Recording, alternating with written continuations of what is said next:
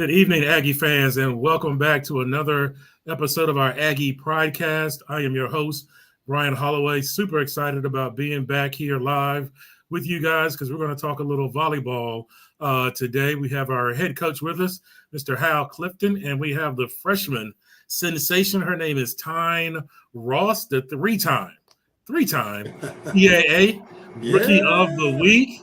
Is Mrs. Tyne Ross off to a great start in her career. We've got a couple of great volleyball matches this weekend against Stony Brook in Moore Gymnasium. We're finally back in Moore after a couple of hiatuses over at Corporate Sports Center. We finally have our volleyball team back in Moore Gymnasium. Saturday, they play Stony Brook at 1 p.m., come back again on Sunday and play Stony Brook again at 1 p.m. No football this weekend. Everything's about Moore Gymnasium and packing Moore Gymnasium. And it's also our Dig Pink weekend for our volleyball team, breast cancer awareness, and also just kind of keeping the folks in Western North Carolina in our prayers.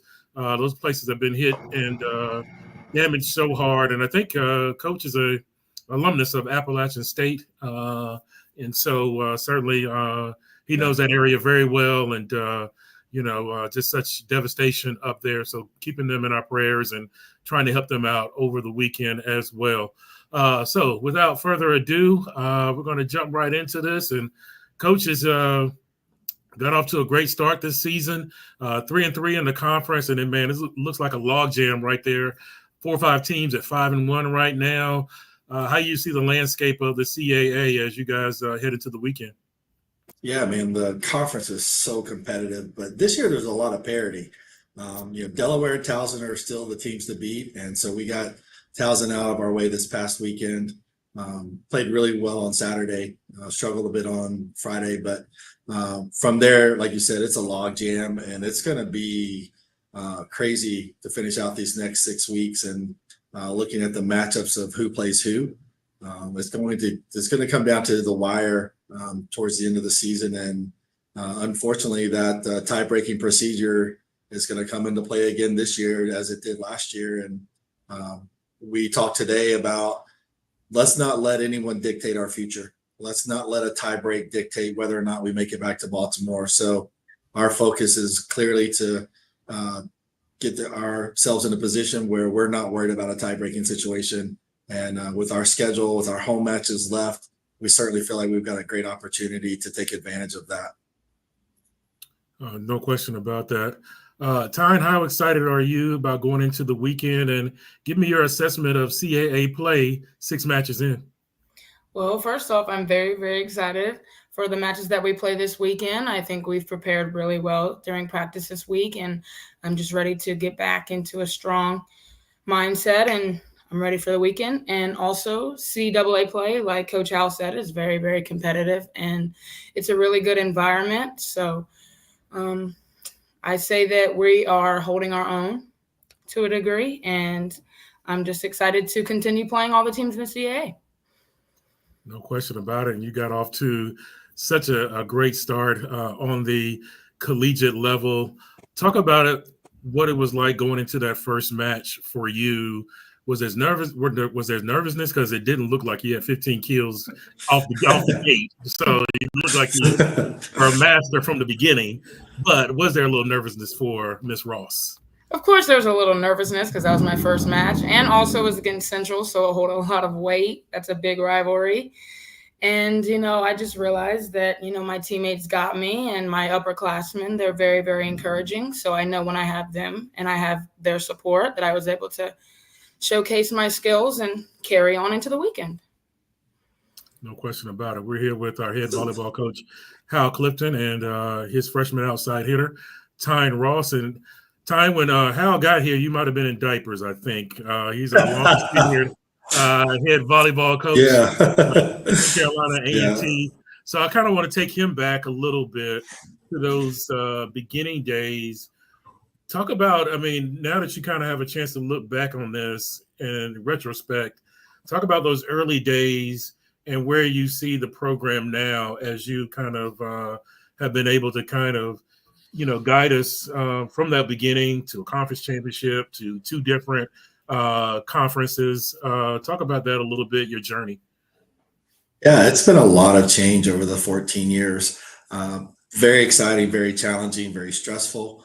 But all in all, I think our program has continued to put something out there that our alumni can be proud of.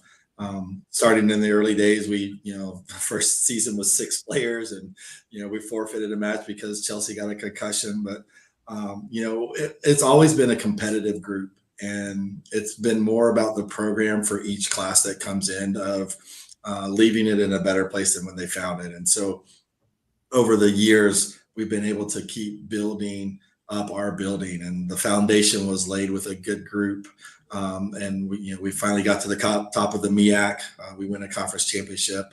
We're doing postseason play for the first time, and then we jump into the Big South, and that's another RPI ranked conference. So we're jumping 10 spots into that, but we hold our own. We finished really, I say, in third place because of the tiebreakers, and we were an unbalanced schedule. But we played two of the top teams, and we competed really well. We made it to the semifinals of the Big South tournament our first year, which was tremendous. And then we jump into our new conference and maintain a competitive edge throughout that. I mean, we lost so many close matches and close sets. It's just been a whirlwind, making all of those changes in 3 conferences in 3 years and making those adjustments, new opponents, new facilities, new travel.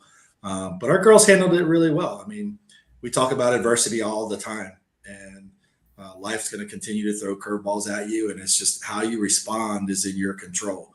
So we talk about how those things are going to affect you in your normal life once you get done with volleyball and your job and life and family and things like that. So we've been really happy with the progress that we've made.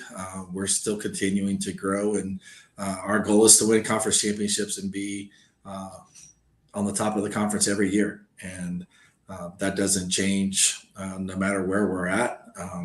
We're here to represent A&T in the best possible light and compete for championships. And so I think our program has steadied out a little bit more. And so we're attracting great talent, such as Tyne Ross and some of our other players. Like, that makes a big difference. And so we're just continuing to fight and get up there to the top and be one of the best teams in the CAA. What have you learned? You brought in this wonderful young lady, but what have you learned about building? Because you absolutely built this program. Well, what have you learned about what it takes to build a program? Because prior you were at Elon. Is there a difference in building something there versus here? What are some of the lessons that you've learned over the 14 years? Yeah, you never change like your goals or your morals or your ethics or any of those things. Those still stay the same no matter where you're at, and your vision has to be very clear. And so that's the biggest thing that we try to strive for, is when we're recruiting student athletes, that we're recruiting them. This is our vision. This is how we're building our program. This is where we want to be. This is how we sustain it, and taking care of all of those types of things and the details. And it's still always a work in progress. It doesn't change anywhere in that, but it helps to be at the greatest HBCU in the nation and in the world. Like, props to A&T from the academic side, from the athletic side. People want to come here, and it's a great institution to attend, not only just athletically, but socially, academically. We're competitive in so many areas, leader in so many things, especially in the STEM programs, that, man, we're attracting talent from all over. And so that helps tremendously when we're recruiting student athletes who have very big academic aspirations, that we can match that with the athletic aspirations that they have as well. You struggle your first few years out, and then you find Edie Brewer, you find a Courtney Pitt, you find a Fatima Shabazz. Was that a part of the plan to kind of get this thing structured? Talk about that class and what they meant to kind of really kind of getting the turning the corner for you guys? Yeah, that was a very, very special class of athletes, and Shay Hall was in that class as well. Mallory and Addie all added to that core group of. As we started winning, we were able to attract better talent, and once we started doing that, but we always sold the kids on, this is where we are. Do you want to be a part of something that's more than just yourself, and building something for the future, leaving a legacy behind? And those are the kids that do that and work hard, and like I said, leave the program in a better place than when they had it. But then you start getting special talents. You get a Tyne Ross, you get the Edie Brewers, and it makes the program special. So winning begets winning, and winners want to be around winners, and winners want to train with winners. And so when people come on visits and they see the work ethic in our gym, and they talk with our student athletes, this is a place where they want to be. They feel like they can compete. They feel like they can learn. They feel like they can grow. And so that's our overall goal, period, is, and since Stein's here, is to make Tyne the best Tyne Ross that Tyne Ross can be when she leaves here. And that covers all aspects, not just being a great volleyball player, but her academics, her mental health, her social well-being. We're trying to prepare this young lady for a life after college. Clearly, we want to win, and Tyne Ross will be the first one to tell you, man, she's a competitor. She hates losing, but that's how we sustain our program. We want to build people, not just a volleyball player. So I kind of want to kind of take this down this road, but you get to your championship. It's kind of a weird one because it's COVID. COVID made everything. It did. It still is. Yeah, because we actually won the championship in the spring, so Right. It was kind of a unique way of doing that. But you mentioned the 6 players. What was it like to get to that point where you got that trophy after you started with having to forfeit a game? What kind of went through your mind at that point when you got to that pinnacle?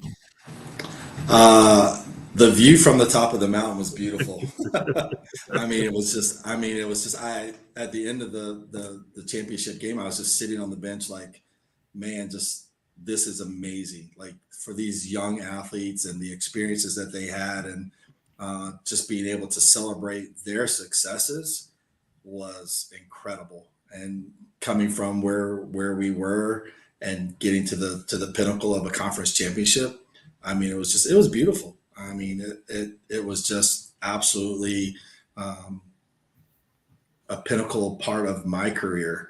But then about 24 hours later, I was like, wow, we're at the top. Now how do we stay here?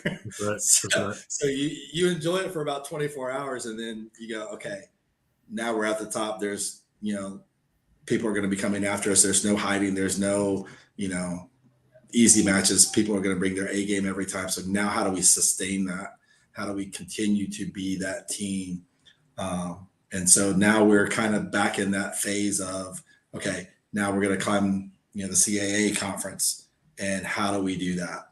And, we've got a really good group this year of upperclassmen and young players, and getting them to gel and mesh and do all those things. It's how we keep getting better. How do you do that? Because like you said, you guys took a jump up the ladder very fast. Yes. And so how do you come about doing that in a conference like the CAA, which, facts are facts, it's a higher rated conference than where, we came from. And so does your mindset change, or like you said, you just want to get quality kids in the program, like a Tyne Ross, like a Hannah Howe, like a Maya Johnson? But is there a difference in strategy for you and your staff? There has been some, but, like you said, overall principles, we want quality people. We want kids who have good morals, good ethics, good, maturity level. We want kids that are good to be around, that are going to continue to build a program in the right direction. And so, as we keep laying that foundation and we keep moving forward into this area and environment, it takes those kids. But we also understood we had to get better at ball control. We had to get bigger at the front net. We had to go after certain kids to make that happen. And it's a slow process to continue to do that and get your name out there. And, we're fighting for kids that are FBS, FCS type kids. And, it's hard, when you may lose a kid to, a High Point or an App State or those types of programs that are, good quality programs. We know we're at least going after the right people. Yeah, I was going to say, but that's not necessarily a bad thing. Of course, you want to sign them, but at least that, you're going after, if you lose a few, that you're kind of in the right direction in terms of the type of player that you're going after. Because if you get everybody, kind of like, you don't know. You just really don't know. Right. You're absolutely right. And so we make everyone tell us no. And I don't care how good you are. And we can look at you and go, okay, yeah, that's definitely a Power 5 kid. Like, she's a top 25 recruit.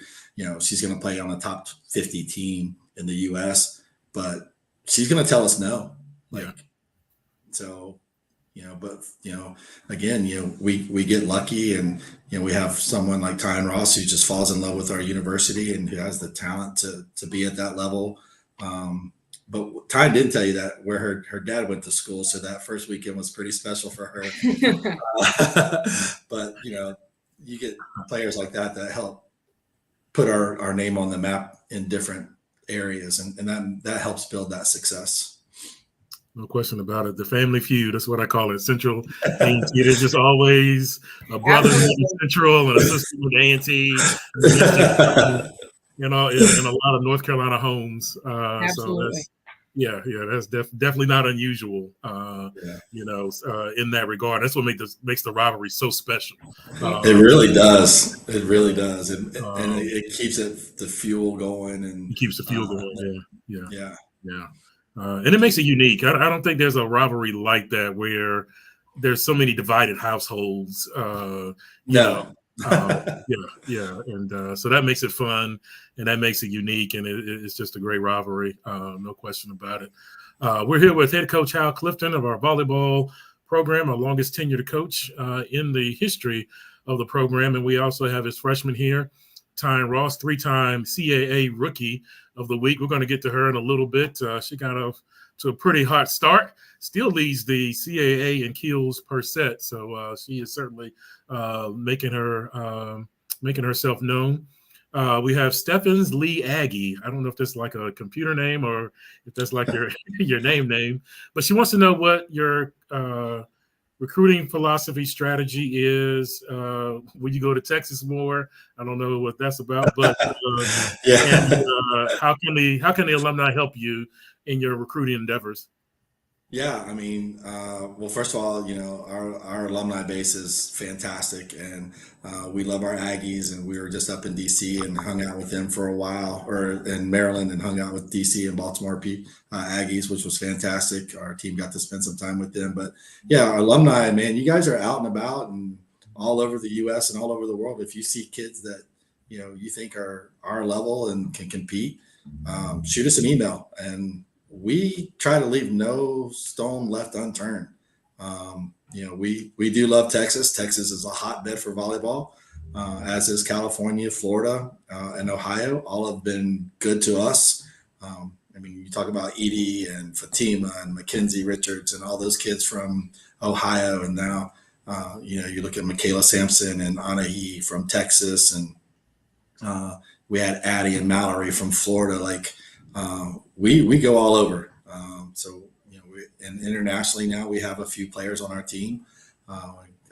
Leo from Italy, and then the twins, Lusa and Lily from Hungary.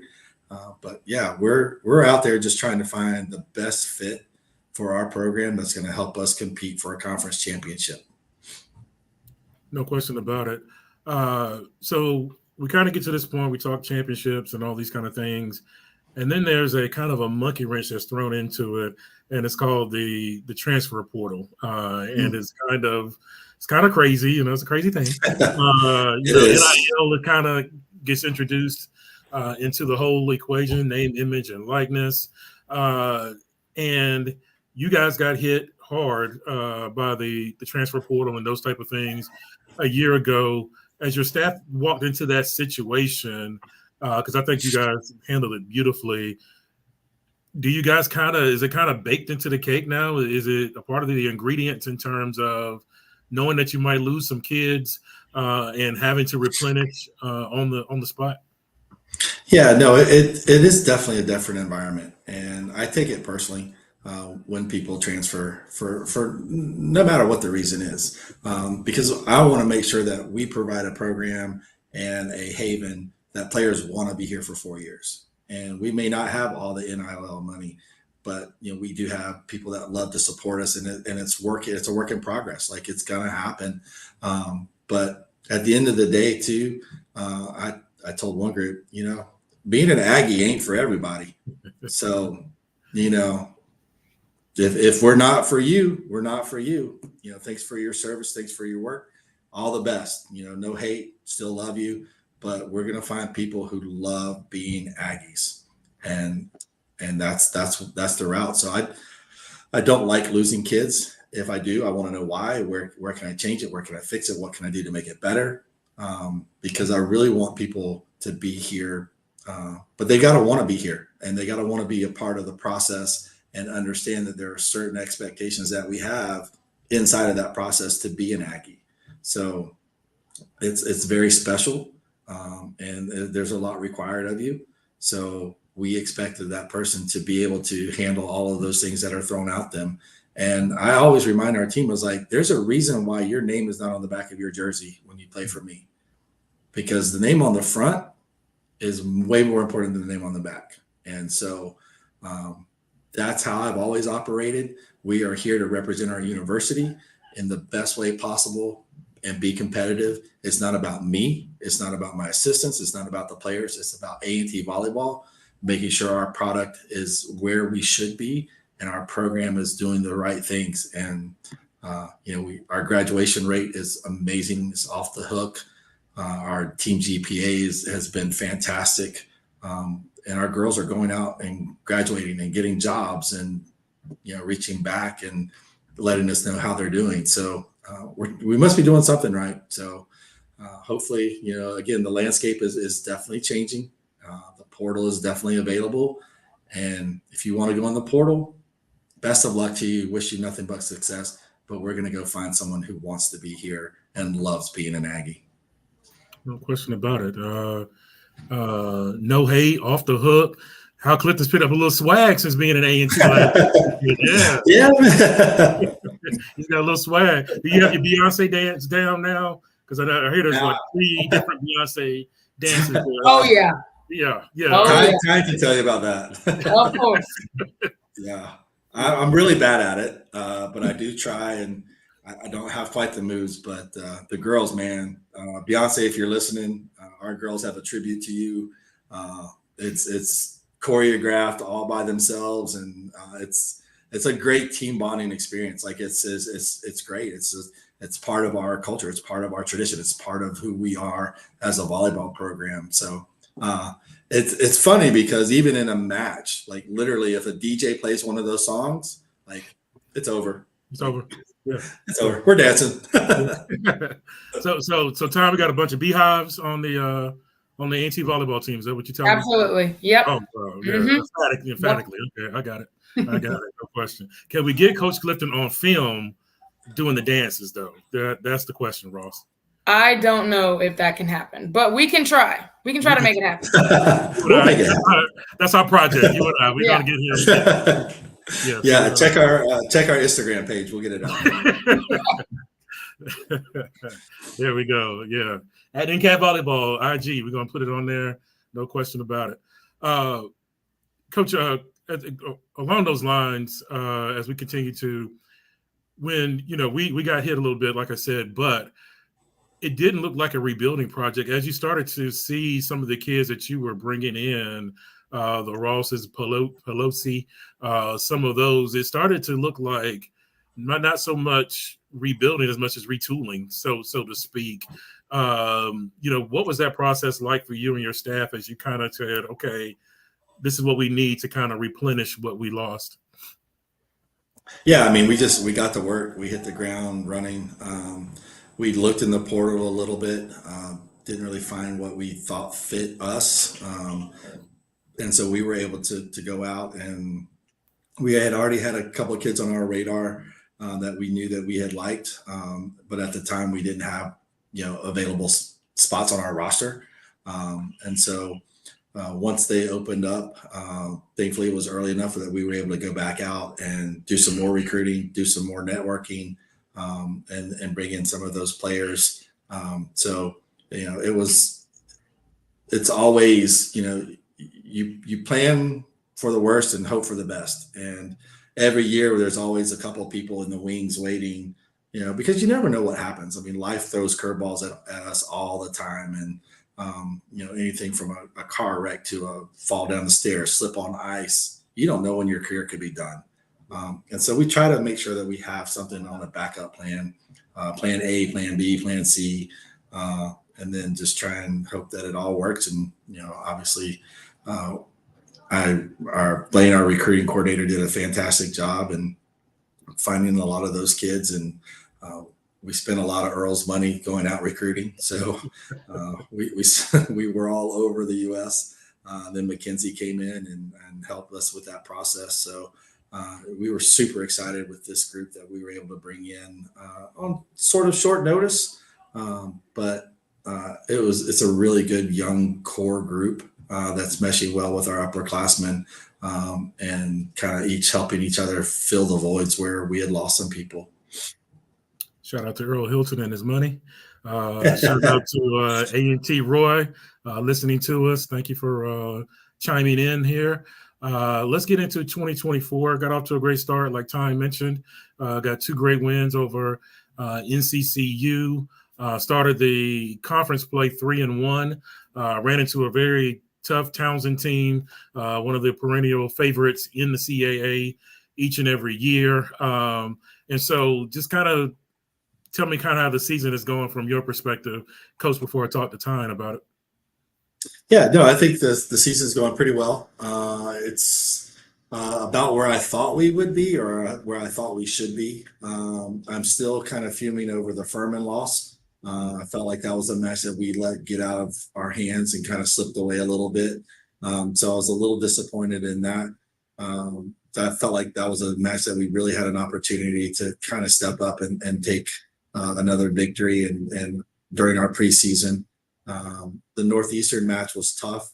I felt like we played well in spurts, especially on the first day. Like I felt like we played pretty flawless volleyball. We dictated a lot of the pace.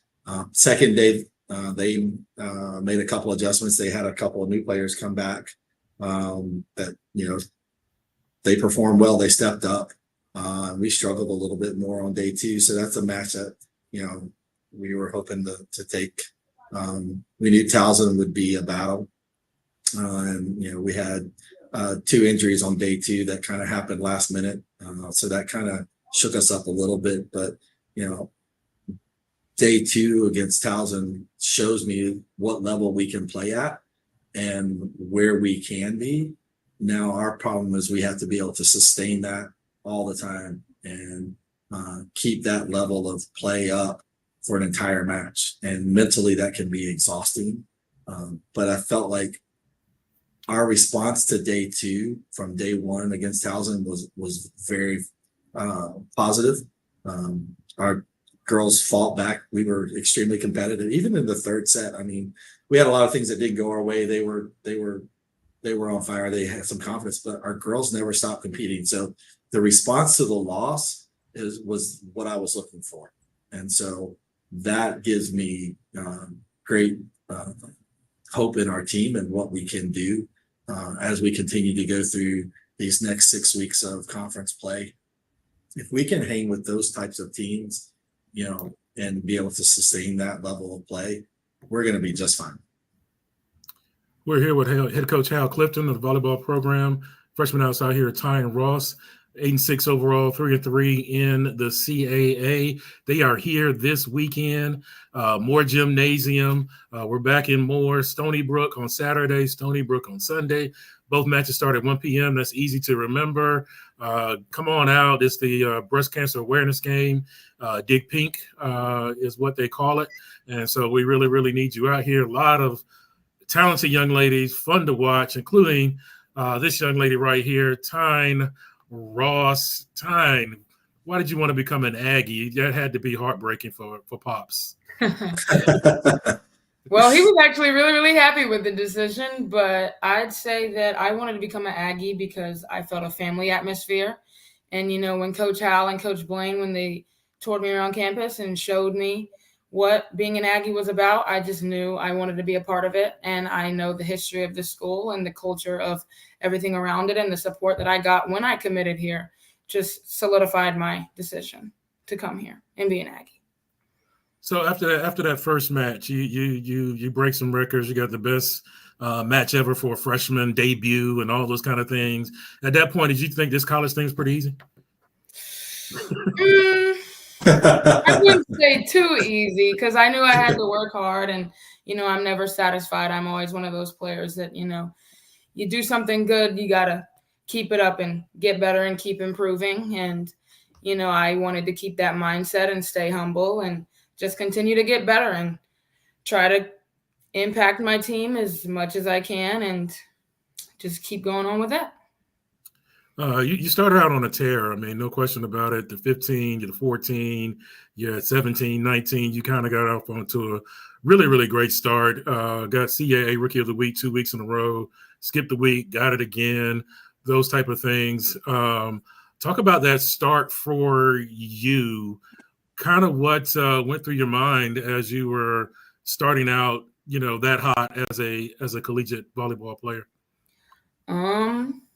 I'd say that I have high expectations, and coming out that hot, I was just excited and ready. And, it wasn't too surprising, but it was surprising because, it does take a little bit of time for freshmen to adjust, and me being able to come in and adjust quickly is really, really good for me. And I just kept a positive attitude and just stayed calm and know that I can play my game. And that's how I've been able to stay composed and continue to impact positively for my team. No question about it. Freshman outside hitter Tyne Ross leads the CAA in kills per set, 4.24, off to a great start. Now, everything I know about volleyball comes from my good friend Arlene Mitchell. So, everything that all these questions are, I'm not highly educated. I just, listen very well. But she said that Northeastern Sunday match, they made adjustments. You had the 20 kills in 3 sets, which is, is an incredible number in over 3 sets. She said they kind of made an adjustment on you. Are you seeing that more now? Teams kind of starting to maybe adjust to Tyne Ross, and how does that kind of make you feel about this, this college thing as they try to adjust to your talents? Yes, definitely. Because in the CAA, we play teams back to back. So we see them one day and then we see them the exact same, like the same weekend. So of course they're able to adjust a bit. And I know I'm going to have to adjust my game a little bit because, the first time they see me, they weren't expecting too much other than, me coming off of back-to-back Rookie of the Weeks. But other than that, the second day is always the hardest because, you come in and that they're going to be wanting to win and they want to come at you. And obviously they did make some adjustments, and that's how the CAA is. The first day we're going to have to continue our strengths and, carry on into the next day. And I think, as a freshman, I have to learn that and know what I can do better and, just try different things and try and keep the same production every single weekend.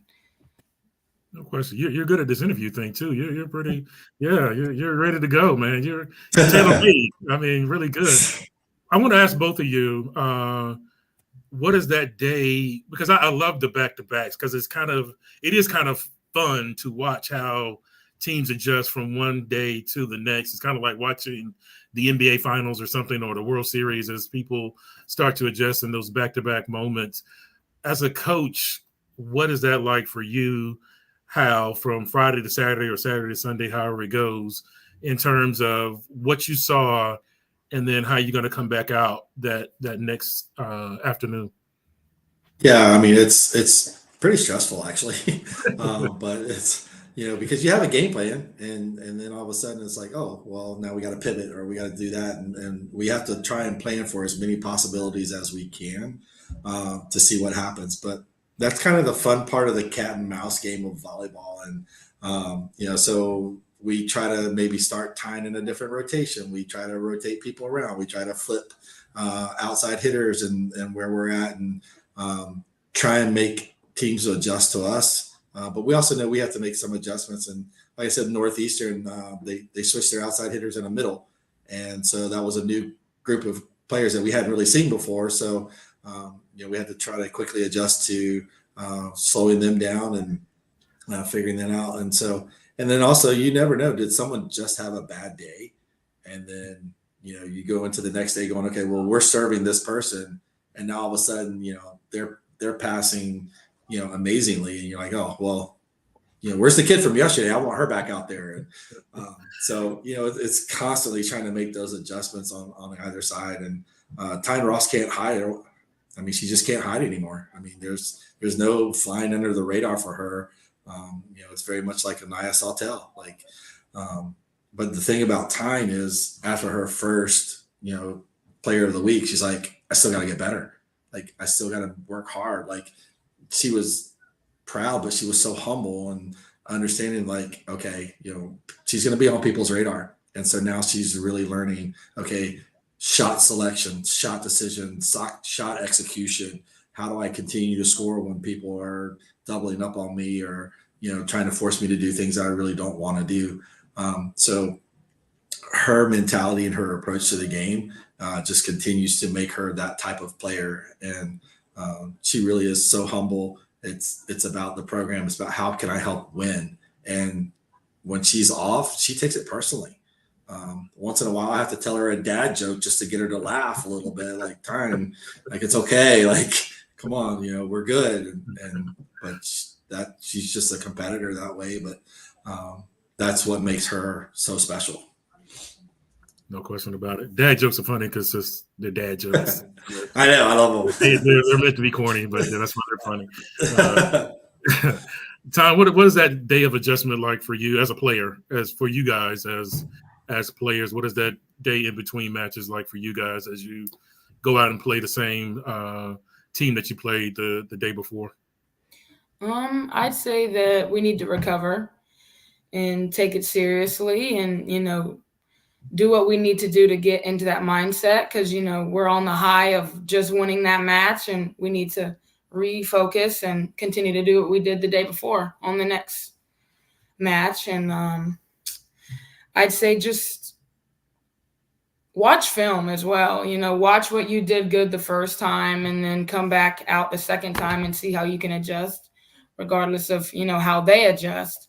But just being prepared for the next day, trying to win both matches and, just trying to keep that same energy that you had the first game. No question about it. What has the senior leadership been like for you, the Madison Santa Brias and the Hannah Howes and the Maya Johnsons and some of those seniors?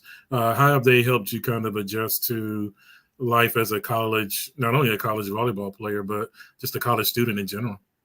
I'd say they're very supportive and they're not afraid to, give their opinion for things and they're not afraid to help. You ask them for something and they help you and it's no question. They just do it. They've been very, very supportive and very, very encouraging. And I appreciate all of them because they've been in the position that I've been in before. And I know that they had wanted to, they want someone like that and they returned the favor and they became a person to me like that. So, yeah.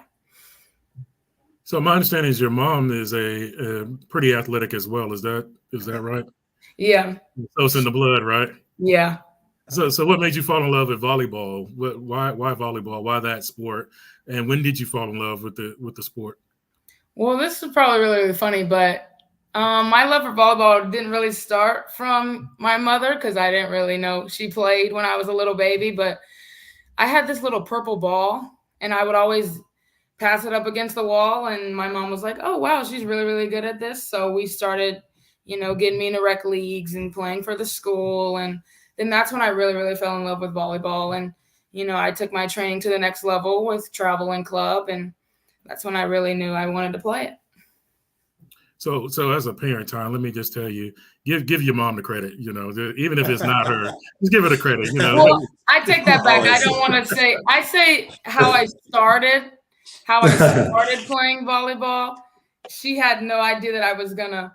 She had no idea that I was gonna, fall in love with it. But I'd say that she's my mentor, and she tells me what I need to do. She's really, really supportive, and she's been my coach for the majority of my life because she played at a Division I level at UNC Charlotte, and everything that I do is because of her. And she was also a really, really good player, and I model my game after her, and she's a really good role model. And I fell in love with the sport like that. So yep. Good save. I love it. Yeah. Come back. I love that. Yeah. Adjustments. We're talking about adjustments. Yeah. Just quick. Always adjusting.